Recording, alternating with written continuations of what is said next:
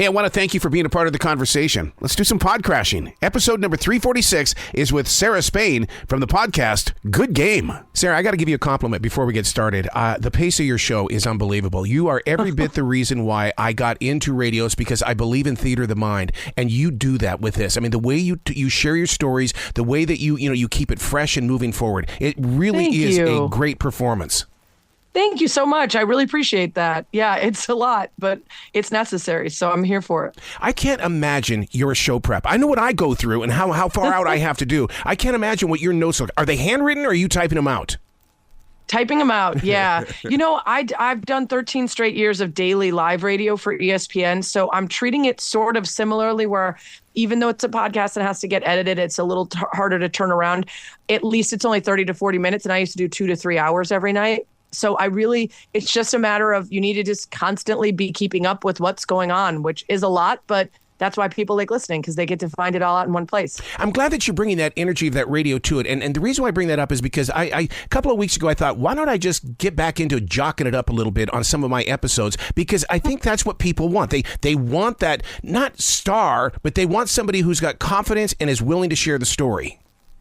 Yeah. I mean, I think the best podcasts are a combination of subject matter expert type, someone you want to hang out with. And I think particularly for podcasts, the ones that I listen to regularly, I'm carrying them around with me all day. They become integrated into my life. And I'm sure if you talk to some sort of neuroscientist, they would tell you that you're filing that in a different place than where you're filing, say, a book or a TV show. If you're sitting on the couch watching some highly produced thing, it feels very distant. But if I'm walking my dog, running my errands, going grocery shopping, cooking dinner, and I have these voices in my head every day that I get to know and really understand, they almost feel like a community. And so that's what I'm trying to create with the show. Well, you do that with your group chats. I mean, you include people in, and I feel like it's like, wow, I'm in the control room with them. Look at this. Yeah. Yeah, that's part of it, too, is pulling back the curtain and letting people see. One of the things we did in our second group chat, which is where we take the tea from the text onto the airwaves, all the things we talk about via text, we try to bring them up onto the show. One of the things we did was read a listener email that was critical of an interview I did or a response to the interview. And I wanted to bring that to the airwaves and say, this is my thought process of why I asked or didn't ask that question. What do you guys think? Should I have done it? How do you respond? You're a producer. The guest was a producer of Around the Horn, the TV show. I said, you're a producer. How would you have produced that segment? I want people to feel like they're in on understanding not just the information we're giving, but how we're deciding what to bring you. And also, I want people to know I don't take myself that seriously, which is pretty rare in this profession. I want people to know I'm doing my best, but I'm willing to be wrong. I'm willing to have you tell me I'm wrong and get better and change it. That's just like something we're missing in society today. I think it's like, let's get more information and change our minds. One of the things that you do is you include everybody in your performance. And what I mean by that is that you set it off right away. Even if you're new to women in sports, yes, we are. And I give credit to the WNBA. It's on prime time. It's on the front page of the newspaper. Yeah. It's all changing for us. And we need someone like you who's going to say, hey, look, here's what's going on.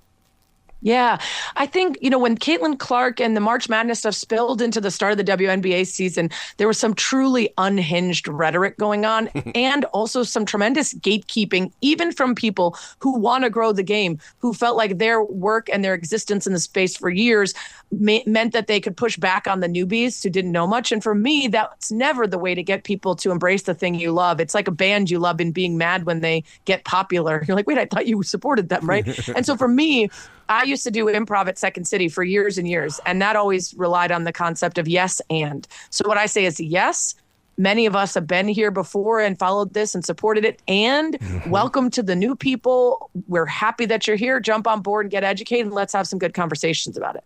The way I look at it is that you are a coach for armchair quarterbacks. Yes, there you go. I mean, you bring it in, but you do it, like I said, at that pace, that speed that gives us the opportunity to digest what you're sharing, and then we move on to the next story. Yeah, I think for me, there's so much you could put in a show like this because it doesn't exist. There are no other places to get daily women's sports news and conversation and reaction. And so it was overwhelming at first. And then I thought, what would I want? And one thing I want is off the top, here's what you need to know today. So we do that every day. This person won this person got traded, this person said this and is facing backlash, whatever those top headlines are.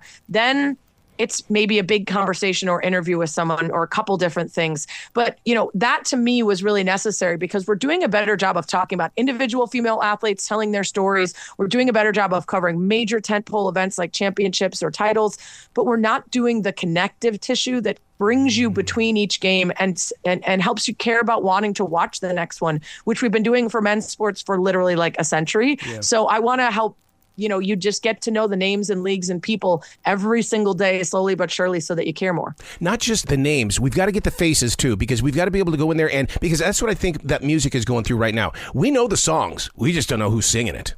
Yeah. Yeah, because we used to buy a whole record and look at the liner notes and the photos on the inside. Yeah. And now you just hit a button on Spotify and it spins you through a bunch of different things. And then you realize, oh, I have no idea who sung any of those songs or what they were called or anything about it. Yeah, I think for women's sports in particular, social media has been massive because you've been able to follow some of the athletes and leagues you love the most and really get them in a timeline where you're organically scrolling and reading and watching and seeing these things right alongside other stuff you care about. And that's been huge. We're about ready to dive into the Olympics coming to an end. There's going to be a lot of people that are going to be so addicted, and we're going to have to face that emptiness. What am I going to watch? What am I going to do? What am I going to do? They've got to discover your podcast so that we can be educated on what's going on around the rest of the world. Yeah, because right now everything's kind of at a break while they watch the Olympics and play the Olympics. But when we come back, we're fast and furious for the second half of the WNBA season. Yep. We've got NWSL, National Women's Soccer League, and all those soccer players that you're going to watch in the gold medal match on Saturday. Most of them are going to come back and be playing for teams perhaps in your backyard that you can go watch. That was one of the things that really struck me is in Chicago, there's such a massive amount of things to watch and go see. And for years, I didn't even know we had a women's professional soccer team, that Megan Rapinoe was playing a half hour away from me. And so I think the best thing we can do as we're trying to continue growing these sports and these professional women's leagues is to really invest the resources right after the Olympics when you're most excited about these people and you've given yourself the time to hear their stories and care about them, is then figure out how do you pivot that attention to the professional softball leagues for Athletes Unlimited, basketball, soccer, all the other things. There's going to be a new professional women's volleyball league called Love Pro, and 75% of the U.S. Olympic indoor team is already signed to contract. So if you're watching those volleyball games and loving it, starting in November, you'll get the preseason, and in January, the regular season, and you can watch and attend them in a professional league. So it's really cool. Wow. Where can people go to find out more about you and give you a lot of love? Because I know your fan base is huge, and they love you. God bless them.